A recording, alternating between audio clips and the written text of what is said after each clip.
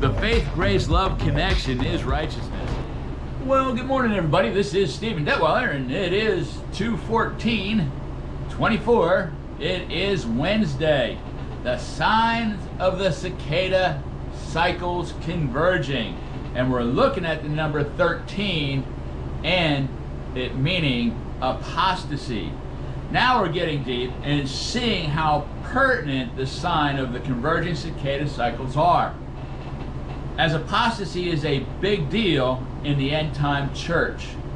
Let's look at this word apostasy in the Noah Webster 1828 dictionary. And we're looking at the signs of Noah. Noah Webster, I don't think that is a coincidence, because I use the Noah Webster dictionary all the time. The 1828. Go to the 8. You can get online.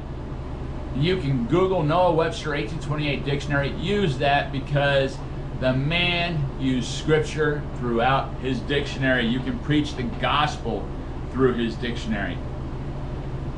So the first definition is, for apostasy, an abandonment of what one has professed, a total desertion or departure from one's faith or religion. Now let's look at some scripture about apostasy. 2 Thessalonians 2:2-3. That ye be not soon shaken in mind, or be troubled, neither by spirit nor by word. Don't let your spirit be troubled, and don't let people's words of this world trouble you. You got to keep your focus. 2 Thessalonians 2:3. Let no man deceive you by any means, for that day shall not come except there come a falling away first, and that man of sin be revealed, the son of perdition. Let's look at that verse in the Holman Christian Standard Bible, and then I throw in what Kai means. That's used as a conjunction, but it's so much more in the Greek, and it's more of a qualifier than it is a conjunction. Verse 3, 2 Thessalonians 2, verse 3, Holman Christian translation. Don't let anyone deceive you in any way, for that day will not come unless the apostasy comes first. Kai. All right, I'm going to address Kai.